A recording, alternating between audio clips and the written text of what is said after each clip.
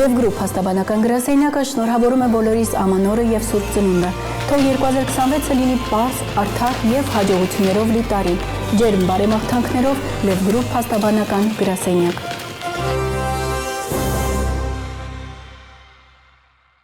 Բարև ձեզ բարեկամներ, Փակ TV-ն ողջունում է նորից իր բոլոր ունկնդիրներին և իհարկե մեկ անգամ ևս շնորհավորում եմ ձեր բոլորի ամանորն ու Սուրբ Ծնունդը։ Սկսվել է 2026 թվականը շատ բուռն իրադարձություններով։ Գիտեք, երբ գալիս է այս հաղորդմանը,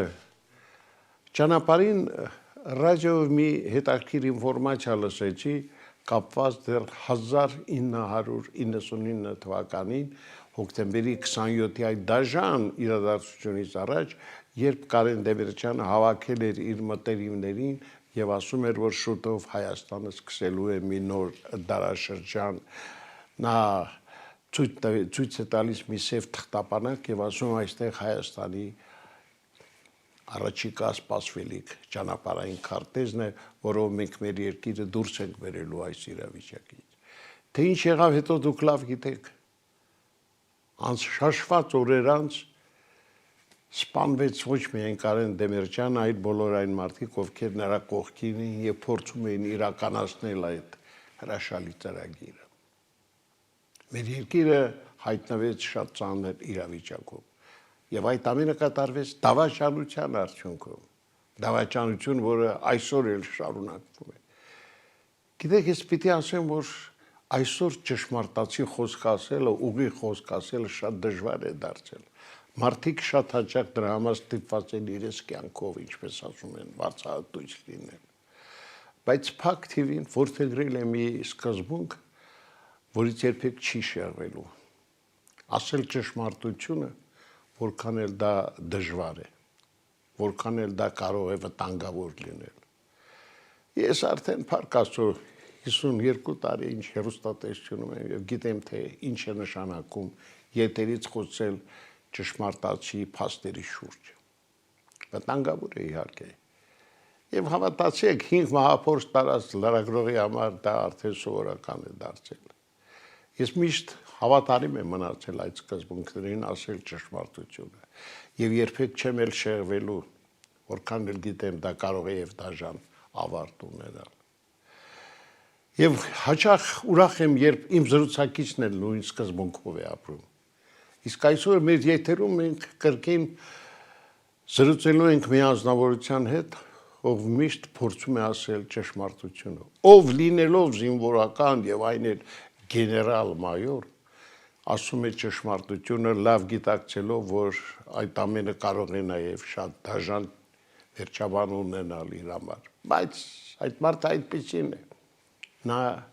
ճշմարտության կողմ է եւ երբեք չի կարողանում ներել դավաճանությունը, որտեղ գիտի, թե ինչ է նշանակում դավաճանությունը, գիտի ինչ է նշանակում, երբ քո մտերիմը հանկարծ պարզում է, որ սովորական դաժան մի դավաճան է։ Եվ այսօր մենք ուղիղ կապով հերթական անգամ զրուցելու ենք Մոսկվայում գտնվող համահայկական ճակատ շարժման առաջնորդ գեներալ-մայոր Հայաստանի Հանրապետության պաշտպանության նախկին նախարար Արշակ Կարապետյանի հետ։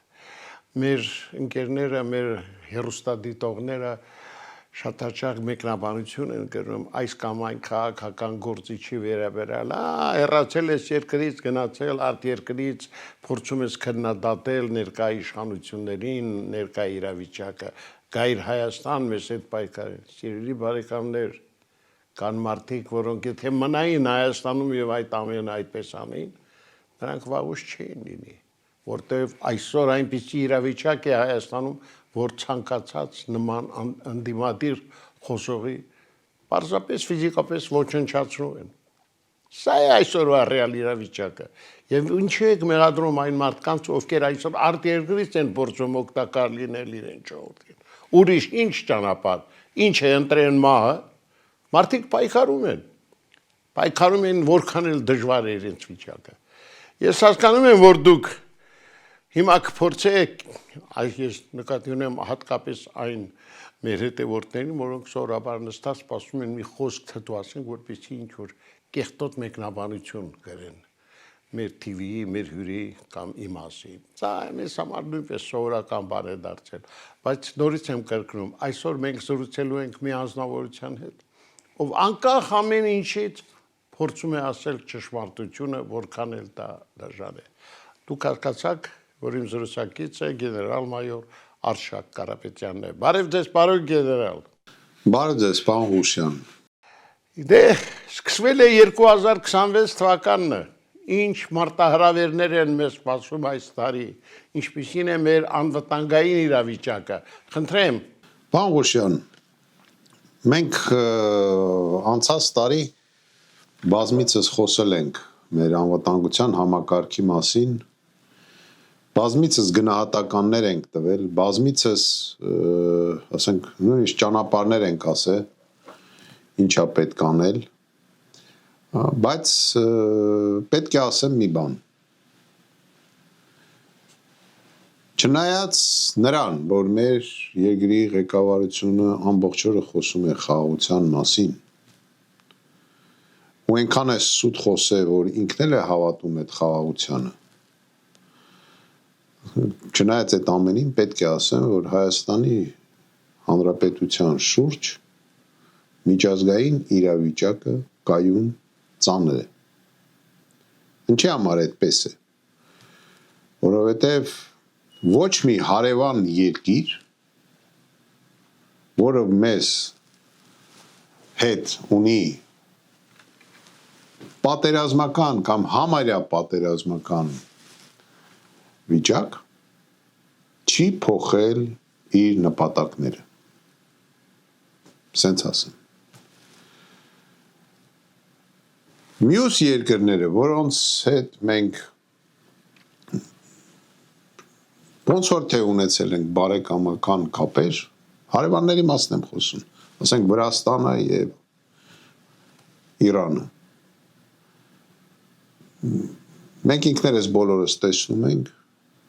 որ հարաբերությունները վատացել են։ Ստրատեգիական ռազմական գծով եմ ասում, որովհետև կա փաստաթղթեր, որը ոչ մեկ չի չեղարկել, որտեղ նշած է, որ մեր եւ Ռուսաստանը ստրատեգիական հարաբերություններ ունեն եւ այլ։ Եվ միմյանց ունեն երկկողմանի պայմանագիր։ Այդ հարաբերությունները կախված են այսպես մի հատ մազի վրա։ Մյուս բևերը, որ վերցնենք, ասենք Ամերիկայի Միացյալ Նահանգները, հույս ունենալ, որ Ամերիկայի Միացյալ Նահանգները մեր ռեգիոնում կարող է վարել ստաբիլ քաղաքականություն, այսօրվա սպիտակ տան ղեկավարությունը սենց ասեմ, չգիտես առավոտը կզարթնեն ինչ կասեն, պարզ ասեն։ Հիմա տպավորությունն է, որ Ամերիկայի Միացյալ Նահանգներն էլ այսօր հստակ ստրատեգիական ծրագիր չունի։ Հիմնականում հիմնված են ֆինանսական եկամուտների վրա, իրենց ամբողջ քաղաքականությունը, գաղափարը դարել է դոլարը, դա ինչ է նշանակում, մեր հայտնի այդ ասացվածքը մեր պապերի որ փոխենք, այսօր Ամերիկայի քաղաքականությունը հիշեցնում է մի ասացվածք, որտե դոլար, այնտեղ տարածվում է իրենց հետաքրությունները։ Իսկ Հայաստանում փող չկա։ Հայաստանում չկա ոչ մի աշխարհի համար ստրատեգիական նշանակություն ունեցող ոչ արտադրություն, ոնց որ ասենք Թայվանում է, այնտեղ կա արտադրություն, որ ունի աշխարհի բանով ստրատեգիական նշանակություն։ Չունենք այնպիսի մի հարստություն մեր ընդերքում, որի համար, ասենք, աշխարհը կկռվի, ոնց որ ասենք նավթի համար պայքարում են Ադրբեջանի համար կամ Վենեսուելայի համար։ Ասում եք, մենք էլ մեզ պահում մեր ղեկավարությունն էլ իրեն այնպես է պահում, նորից ես մի անգամ ասել եմ, որ դա հիշեցնում է մի կապիկի, որի ձեռը նռնակ են տվել եւ գցել են վանդակի մեջ։ Ինչով դա կավարտվի, Աստված գիտի։ Դավաճանությունները շարունակվում են ոչ միայն, ասենք, հայոց գաղափարի հանդեպ, հայոց եկեղեցու հանդեպ, հայ ժողովրդի հանդեպ։ Դուք շատ ճիշտ ասեցիք ձեր խոսքում, որ դավաճանություններ եմ տեսել, ու ասեմ, այն դավաճանությունները, որ տեսել եմ վերջերս 2-3 տարվա ընթացքում, որ ես մտել եմ քաղաքականության մեջ, չի պատկերացնում։ Ես ամեն օր բացահայտումներ եմ անում, որ մարդիկ նույնիսկ ինձ զանգում են, ասում են մենք քո կողմից ենք։ Կրում են գեներալի պագոններ։ Ասում են երբ ես գալու, մեզ այս վիճակից հանես, հետո իմանում են, որ նույն այդ մարդը այդ թվում գնացել է այն վրա ցուցմունք ա գրել։ Սուտ ցուցմունք։ Նույնիսկ այդ մարդու հետ ծառայողական ոչ մի կապ համարը չեմ ունեցել։ Մնաց ցուցմունք ա գրել իմ դեմ։ Որովհետև ինքը ժամանակին, ասենք, իր վրա մեծ փաստաթղթեր կա, թե ինչ արել այդ մարդը այն տարածաշրջանում, որտեղ ղեկավարել է, չեմ ուզում անուններ տալ։ Դուք մենք մի բանի ենք եկել, մեր ամենամեծ վտանգը, ամենավտանգավոր երևույթը նա է, որ Հայաստանը եւ հայ ժողովուրդը իմ մոտ տպավորությունն է, որ կորցնում է, գիտեք, այդ կոլեկտիվիզմի հասկացողությունը։ Ինչ եմ ասում կոլեկտիվիզմ, որտեղ ինչ է ազգը, երբ որ բացում ես բառարան կարդում ես։ Այդ մի խումբ մարդիկ են, կոպիտ եմ ասում, որոնք ունեն ընդհանուր պատմություն, որոնք ունեն ընդհանուր, ասենք, սոցիալ-տնտեսական, չգիտեմ, մտածելակերպ կամ գործունեություն, ունեն նույն լեզուն, եւ այլ, ունեն նույն հավատքը, եւ այլ։ Եթե մենք այդ բառարանը վերցնենք, թե ինչ է ազգը, ու նայենք ամեն կետ, մենք տեսնում ենք, որ մենք դնում ենք նրան, որ հայ ազգը կարա մնա միայն իր շնորհիվ նրա, որ մեր պապերը ինչ որ գրքեր են գրել, պատմություն են ստեղծել, իսկ ապագայում կարա չլինի։ Տխուր է, բայց այդպես է, պետք է ասեմ։ Շատ վտանգավոր բաներ է այդում։ Իմիջիալոց դրա մեջ մեղավոր են սկսած են հասարակ մարդուց, որը որ մի քանի հազար դրամով գնում է իր ձայնը ծախում է,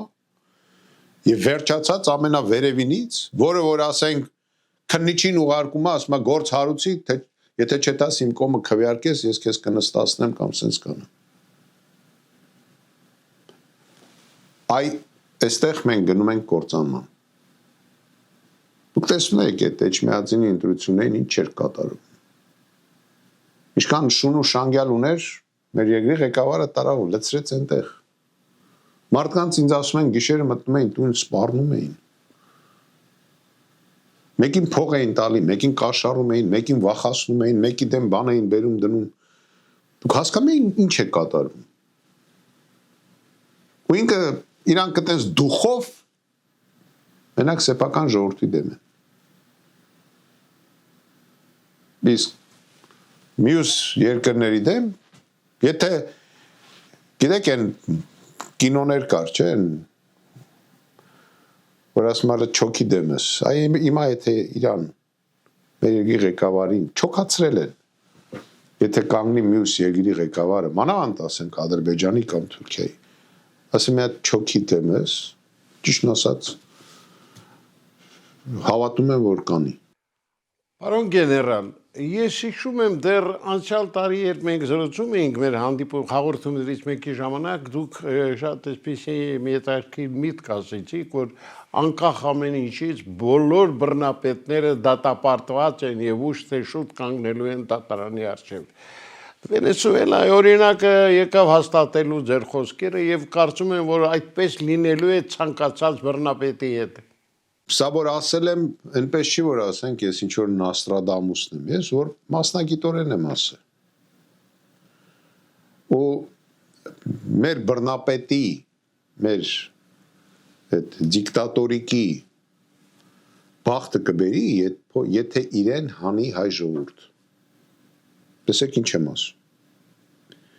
Իմ բաներից մեկի ժամանակ էլ ես ասել եմ, չէ՞։ Ինչա մեր հայերին թվում է, եթե դրսից մեկը ուզի, հիշում եք ես ասել եմ, փոխի Հայաստանում իշխանություն,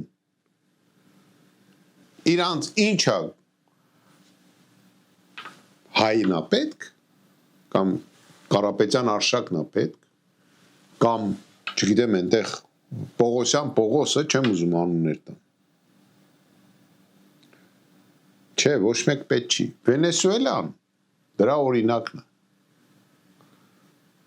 Հաջորդ օրը Տրամպը ինչ հայտարարեց։ Ասաց ինքը չի տեսնում, որ օպոզիցիայից պետքա լինի ղեկավար։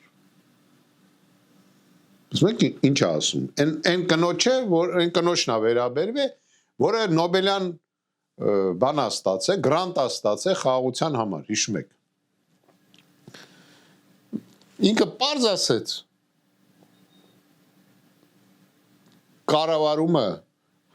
ասում է կորոշենք մենք հերվից կանենք տեսեք ինչ է կատարվում բռնապետին կնոջ հետ բռնե տարել են իրենց մոտ ու սա աշխարհում նոր ինչ որ մեթոդ է գերպետության գործողության նոր մեթոդ է փաստացի ստացվում է որ եթե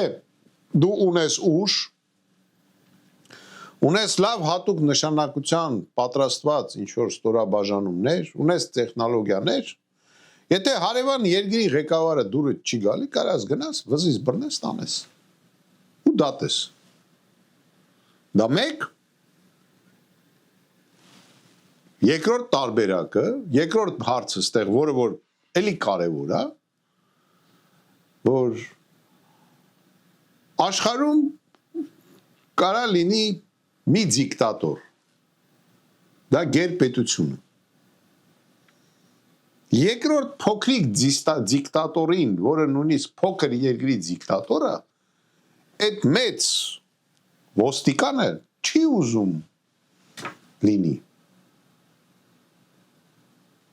Հասկանում եք ինչ եմ ասում, կապ չունի դա ինչը, բացի դրանից, մենք ինչ գարանտիա ունենք, որ դիկտատուրան չեն հայտարարի Հայաստանում, օրինակ ադրբեջանցիները կամ թուրքերը, փաստացի ստացվում է, որ եթե մարդուն հայտարարում են դիկտատոր, կամ ինքը դիկտատոր է իրականությունում, ապա ինչ որ մի երկիր կարա մտնի եւ իրեն ու իր կնոջը ձերբակալի։ Եթե դա բերենք դնենք մեր երկրի վրա, ստացվում է հետեւյալը, որ եթե մեր այսօրվա երկրի ղեկավարը դիկտատոր է, իսկ մենք տեսնում ենք, որ ինքը գնում է դրան, ինքը գնում է դիկտատուրայի, քանի որ բոլոր օպոզիցիոն բաներին նստացրել է, ասենք հրետորներին, ով իր դեմ խոսում է, կամ քաղաքական գործիչներին,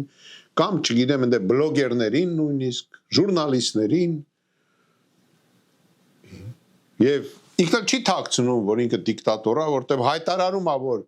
չկա դատավոր, որ իր ասածը չանի, ով կարա կառավարությունում ունենա ուրիշ կարծիք, իսկ մենք գիտենք կառավարության նիստը հենց նրա համար է, որ կառավարության անդամը իրավունք ունի հայտարարի կարծիք, եւ այնտեղ քվեարկություն է լինում, ով է կողմ, ասենք սա ներկայացնենք պարլամենտ, հարց են տալի, մարդիկ ձեռք են բարձրացնում։ Խոսում է դիկտատուրայի մասին։ Ես կարծում եմ, որ վաղը, եթե Ադրբեջանի Հանրապետության ղեկավարը ուզենա գրավի Հայաստանը, նա կարա աշխարհին ասի, որ կողքից հարևանը դիկտատոր է, ես գնում եմ իրան ձերբակալեմ։ Պարոն գեներալ, դե Նիկոլոս Մադուրոսի մասին մենք խոսեցինք, Վենեսուելան հասկացանք, խոսենք մեր Նիկոլ Փաշինյանի այս վերջին քաջագործությունների մասին, ով փորձում է այսօր էլ եկեղեցին, ինչպես ասում են, վերցնել իր տիրապետության տակ։ Մենք հասկանում ենք, որ եկեղեցի իշխանություն այս սարքու այս սուտի կռիվը իհարկե արվում է նրա համար, որպեսզի հանրության ժողովրդի ուշադրությունը շեղեն կարևոր իրադարձություններից, որպեսզի մարդիկ մտածեն, այստեղ այս հետարքիր բանն է կատարում, այստեղ տեսնում ենք, նա ուզում է վերափոխել ամբողջ մեր եկեղեցական համակարգը, արդեն գիտեք ստորագրել են հայտարարություն այդ տիրադավ եպիսկոպոսների հետ, որ պիտի բարեփոխեն հայոց եկեղեցին, լավ, այս անիմաստ պատերազմը երբ է ավարտվելու։ Պաղոշյան, անիմաստ չէ, ինքը թեմա է տալի, տեսեք, ասում է, ինչ որ վաղը, ասենք, այսինչ ժամին գնալու եմ աղոթեմ այսինչ եկեղեցում, մեկ էլ կողքից մի 5 քաղաքական գործիչ հելնում են, սկսում են քննադատել, դու սենց ես անում, նենց ես անում, նենց ես անում։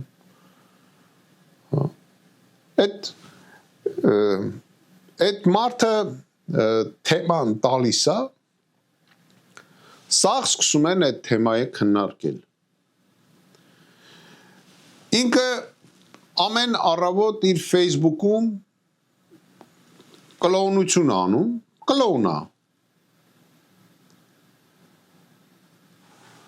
Ինչ որ երաժշտություն անում, ես ճիշտ ասած ինձ ասում են, ես մի անգամ տենց նայեցի ու զարմացա, ինչ որ բաներ անում, միմիկաներ անում, նստում նայում է, իրան Կաշպիրովսկու տեղն է դրե, հասկանում եք, գիպնոզ, երևի գիպնոզ է, դա չեմ անում, ինչ է ուզում անի, հասկանում եք, ինքը մարդկանց ուզում է, կապ չունի ոնց են վերաբերվում, կապ չունի, ես կարծում եմ հետևյալը, եթե մենք ուզում ենք պրծնենք այդ մարդուց, ապա իր մասին չպետք է խոսանք,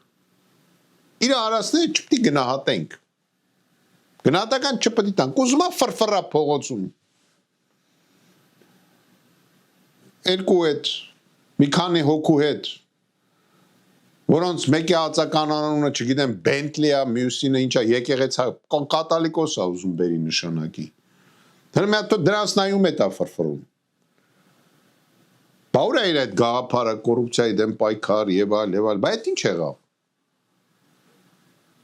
Բա մարդիկ, որ իր կողքը եկեղեցականները ման են գալի, ամեն մեկի վրա 3-4 հատ քրեական գործ կար կոռուպցիայի տեսակետից։ Բա ինչ եղավ այդ գործերը։ Ինքը կոռուպցիայի դեմ է պայքարում։ Թո ֆրֆռա փողոցում։ Բանի տեղ պետք չի դնել։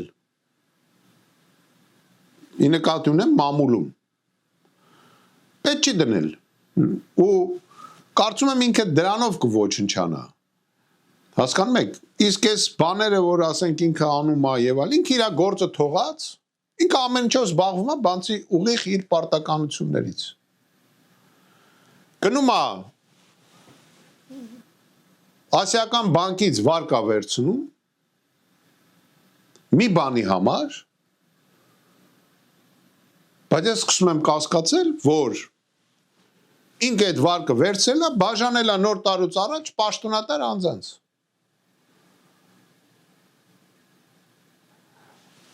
Մանավանդ ուժայիններին։ Կաբինետում նստածը բարձր կլասի չինովնիկը ստանում է 2 միլիոն, 2 միլիոնից ավել գումար, դրամով, խրամատի զինվորը ստանում է 100,000 դրամ։ Պարգևավճար։ Տարբերությունը 20 անգամ։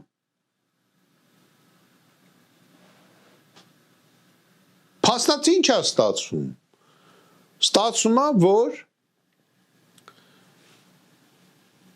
ինքը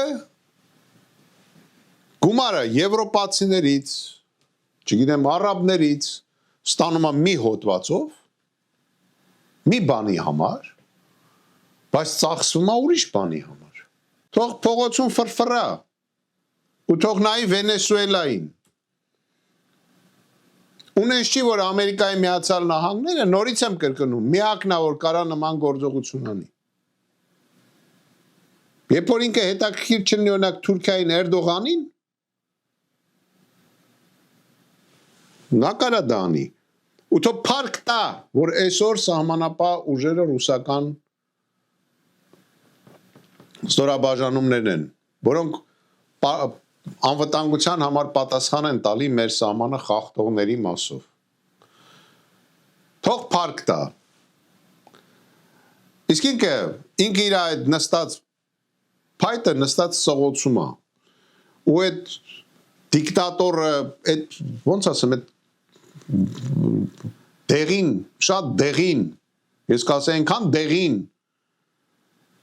որ հիշեցնում է երեխաների անսպասելի են փոքրիկ երեխաների արտադրանքը, այդքան դեղին ժուրնալիստը այսօր երկիր է ղեկավարում։ Դե իհարկե այն ամենը ինչ այսօր տեղի ունենում Հայաստանում մեղմացած շատ տխուր է։ Դե մենք տեսնում ենք, թե ինչպես են բարձրացնում հարկերը, ինչպիսի ծանր բերի տակ են դնում ժողովրդին։ Անկամ մարդիկ համոզված չեն, որ իրենց սեփական բնակարաններում կարող են ազատ ապրել, որտեղ գույքահարկը բարձրացնում է այն աստիճանի, մեկը չի հարցնում, այ ոչնչություններ, այս իշխանությանը։ Դուք ով եք, որ այդ ամենը անում եք առանց ժողովրդի թույլտվությամբ։ Ասում եք 3 ավելի ճիշտ միլիոն վարչապետներ են Հայաստանում, բայց այդ 3 միլիոնից գոնե 10-ի հետ նստել եք հաշվի, որ այդ հարկերը բարձրացնում եք։ Թե մենք չենք հասկանում ինչ եք ուզում անեք։ Բյուջե եք լցնում մեր ժողովրդի հաշվին։ Լավ ագահություն էլ չափու սահման ունի։ Սթափվեք վերջապես։ Պարոն գեներալ, մեզ մոտ բոլոր տեսակի քաղաքական այսպես զարգացումները փորձում են քողարկել տնտեսական այդ խնդիրներով։ Ինչ ասած, այդ գործընթացները ցույց են տալիս, որ սպասելիքները իրենց չեն արդարացնում։ Երկիրը հայտնվում է օրեցօր ավելի ծանր վիճակում։ Մենք տեսեք ինչ է կատարվում վերին լարցում, կիլոմետրերով հետներ, մարդիկ այնտեղ չգիտես, այս ձմռան հատկապես ցուրտ օրերին ինչպես են կարողանում այդ ամենը հաղթահարել։ Ես չգիտեմ, այսպես որքան կարող է շարունակվել։ Լավ, միթե մեր ժողովուրդը այս ամենը պիտի հանդուրժի։ Ինքը թեմայ է գցում, որ ժողովրդին շեղի։ Ինչ ունենք 25 թվականի արդյունքում։ Իր քաղաքականության արդյունքում։ Իր անմիջական պարտականությունները կատարելու արդյունքում։ Մի լավ բան ասեք։ Մի հատ ասեք, չգիտեմ, այս ինչ բանը էժանացել է։ Այդ որ այդ փողերը, որ վերցնում է պարտքով, իրան պարտքով են տալի, իրան նվեր չեն տալի։ Այսքան ժամանակ եվրոպացիները կամ ամերիկացիները պարտքի պատմության մեջ ռեստրուկտուրիզացիա չեն արել։ Ռուսերեն բառ է, բայց ստիպված եմ ասել, ինչ է դա նշանակում։ Ասենք ոնց որ Ռուսաստանը Կուբային ներեց 12 միլիարդ դոլարի պարտք, ինչքան հիշում եմ։ Չկա այդպիսի օրինակ ամերիկացիների կամ եվրոպացիների կողմից։ Ես չեմ ուզում գովամ Ռուսաստանի, խնդիրը դրա մեջ չի։ Խնդիրը դրա մեջ է, որ մենք պետք է հասկանանք ինչ քաղաքականություն, ես ճիշտ ասած միջև հիմա չեմ հասկանում, ինքը ինչ քաղաքականություն է վարում։ Որտեղ չկա քաղաքականություն, չկա հասկանալու բան, եթե դու չես հասկանում ինչ-որ բան, ուրեմն այդ բանը պետքա լինի։ Չկա քաղաքություն, կա սիտուացիոն որոշում։ Գնաց Վաշինգտոն, ասեց Տրամպի ճամփա եմ տալի։ Գնաց Պրագա, ասեց Արցախը սրանն է։ Ինչ հիմքերով ես դա արել դու, ինչ փաստաթուղթ կա, ինչ գիտական աշխատանք կա։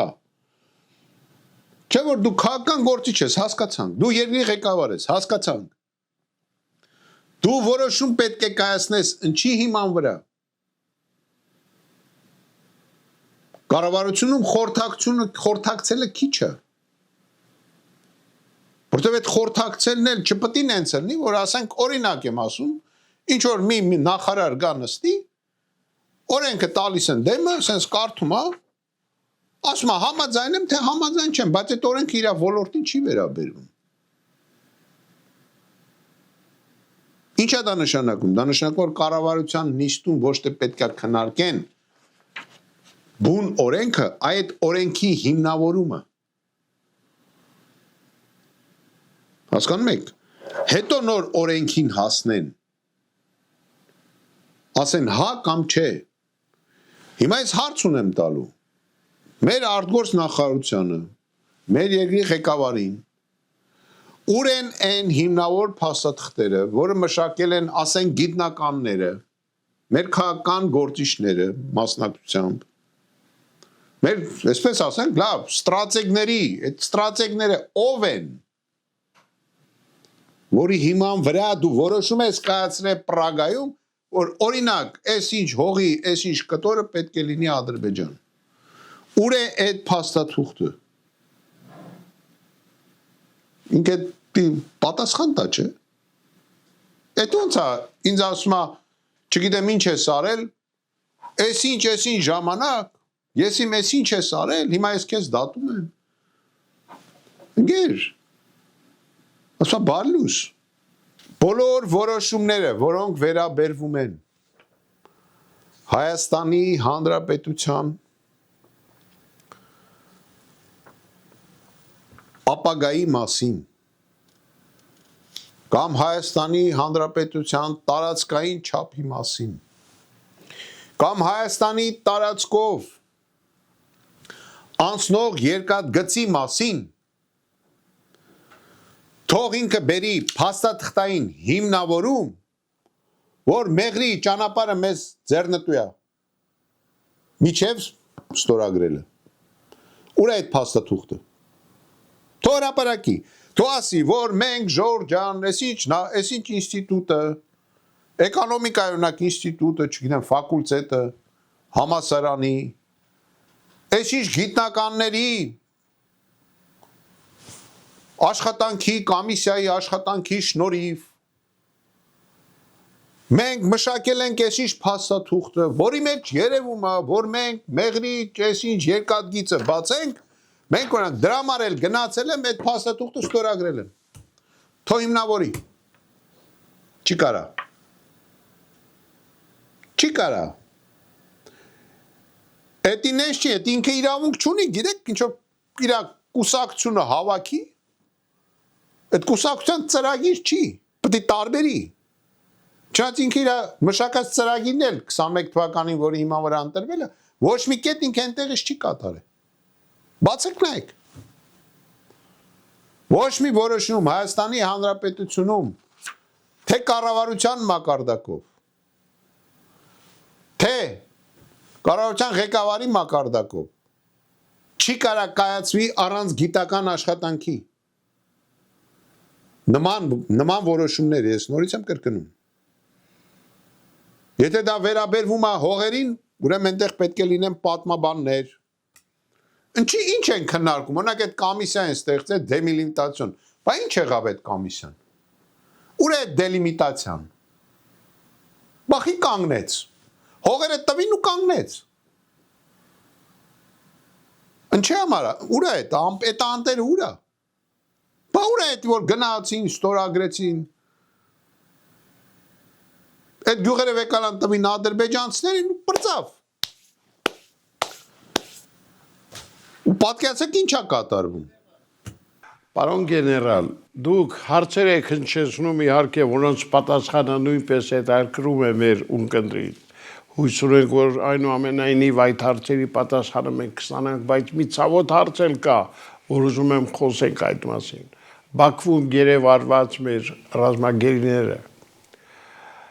Նրանց ազատելու կոչերը հասել են անգամ Հռոմի Պապին, իսկ մեր իշխանությունները, որոնք ասում են մենք էլ ենք ակտիվ այդ հարցով զբաղված, սուտ է, մինչև այսօր դեռ ոչ մի կոնկրետ քայլ չի արվում։ Լավ, որքան կարելի այսպես խաբելով գործը առաջ ստանել։ Չի կարա լինի, որ ասում են մենք նենց առանց հրապարակելու ենք աշխատում։ Ինչ որ իրանց դուրը չի գալի, վեր են գալում կամ գախնիացնում են, ես էլ ապագայում այդ հարցին կվերադառնա, կամ էլ ասում են մենք աշխատում ենք, բայց թաքուն։ Ուրեմն Բաքվում պահվող մեր գերիների այդ թեման պետք է աշխատվի համ գախնի, համ թաքուն, համ էլ հրապարակայիններ են, համ էլ պիտի հնչեցվի, հասկանում եք։ Հակառակ դեպքում, եթե եւ լինի արդյունք, Հայաստանի Հանրապետության կառավարությունը դրա մեջ կապ չի ունենալու։ Ոչ մի ձևի, ու ինքը վախում է կոնկրետ այնտեղից մարդիկ վերադառնան։ Մենք տեսնում ենք, որ Ռուբեն Վարդանյանի օրինակ դուխը ոչ մի ձևի չի էլ կոտրվել։ Եթե նոր տարվա շնորհավորանքը իրան նայեք, դա ինչ է նշանակում։ Այդ մարդն եկավ այստեղ իրան փոխելու է։ Իրան վռնդելու է։ Ով էլ ընդեղից այսօր ոտք դնի Հայաստան, մեր գործող իշխանության համար դա մեծ խնդիր է։ Շատ մեծ խնդիր է։ Ու իրանք հետաքրքրված չեն այդ մարդկանց բերեն։ Ուզում է Հռոմի Պապը հայտարարի, ուզում է չհայտարարի։ Այս են դեպքն է, որ ասում կարաս գնաս Հռոմի Պապին բողոքես։ Հասկանում եք, իրենք չեն ուզում այդ մարդկանց բան։ Բացի դրանից, ավելին ասեմ, եթե նույնիսկ ուզեին, իրենք չեն կարա։ Ինչի համար չեն կարա, որտեղ իրենք կզած չոքի կանգնած են։ Չի կարա պարտված մարդը, որը ճանաչում է իր պարտությունը, չի կարա ոչինչ պահանջի։ Չի կարա, ու այդ մեծ հարցը լավա պահանջի, թե չէ։ Այնտեղ ինչ պատասխան կտան։ Ինչ եմ ուզում ասեմ, որ իրենք նույնիսկ ըստ իմ տեղեկությունների, այն որ կուսակցության նիստեր են անում, ու այդ նիստերի ժամանակ խոսում են այսպես սրա նրա մասին, այդ թվում իմ մասին, այդ թվում մյուս քաղաքական գործիչների մասին, երբևիցե այդ կուսակցությունը որոշում չի կայացրել հայոց գերիների մասին։ Ու մի բան էլ ասեմ, մեր պետությունը հիշեցնում է մի օֆիս, գիտեք, մարդ կա, ասենք օֆիս է բացում, ինչ որ այն ապշորնի կամպանիաներ կան, չէ։ Ինձ դա հիշեցնում է ինչ որ ապշորա։ Ապշորն ինչ է, ասենք նստած է մի հատ տնօրեն, մի հատ քարտուղարուհի։ Բացված է հաշիվ, այդ հաշվով փողեր են ֆրֆռում։ Ու այդ ապշորը չի կարա ոչ մի ձևի, այդ ապշորնի պետությունը չի կարա ոչ մի ձևի իր քաղաքացիներին պաշտպանի, ինքն հայտարարում է, դա ասում դրսում ես ասում եմ մեր քաղաքացիների հետ գործ չունեմ։ Իր հայտարարությունն է։ Ում կարա ինքը գնա խնդրի մի բան։ Ցույց տվեք այդ երկրի ղեկավարին, աշխարհում ցույց տվեք։ Ում ինքը կետակ խնդրի մեկի համար։ Կամ այսքան ժամանակ ում համար է գնացել խնդրել։ Ում համար մի հոգու անուն տվեք, որ հայերից ընկելա նեղը մեր երկրի ղեկավարը զանգ է խնդրել այդ մարդու համար։ Որպես հայոց պետության ղեկավար։ Ցույց տվեք այդ մարդուն։ Ճիշտ է, կարող է եսի մասելուց հետո ինչ որ մի բան էլ անի, ձևական, թե ինք շոումենա, չէ։ Որ առավոտը իր Facebook-ում բաներ ցույց տա, մատերով կոմբինացիաներ ցույց տա։ Ես ճիշտ ասած մի ցանկություն ունեմ իրան մի կոմբինացիա ցույց տալու։ ուղղակի չեմ անի դա։ Ես կարծում եմ, որ պարոն Ղուշյան, մենք 26 թվականին եւս մեկ անգամ շնորհավորելով մեր ժողովրդին 26 թվականին կարծում եմ մենք սրանից պրծնելու ենք։ Պրծնելու ենք այն ճանապարհով, որը իր համար ինձ թվում է լինելու է ամենա անսպասելին։ Ես չեմ ասում այն վատ բաների մասին, որ հիմա կարան մել ասեն ինքը sense բանի նկատի ուներ ու գնար ինչ որ բան աներ, ցուցմունք տան։ Չէ։ Կա եւս մեկ ճանապարհ, որը իրան դեռ ծանոթ չէ եւ պատմության մեջ չի եղել։ Շնորհակալություն ձեզանից, պարոն գեներալ, ուրախ եմ, որ մեր տարեսկզբյան առաջին հանդիպումը ձեզ հետ էր եւ ուրախ եմ, որ մեր կապը մնում է։ Մենք հերթական անգամ ուղիղ կապով զրուցում ենք համահայկական ճակատշարժման առաջնորդ գեներալ-մայոր Հայաստանի Հանրապետության պաշտպանության նախկին նախարար Արշակ Կարապետյանի հետ։ Այսօր այսքանը, միշտ մնացեք լավատես, ցտեսություն։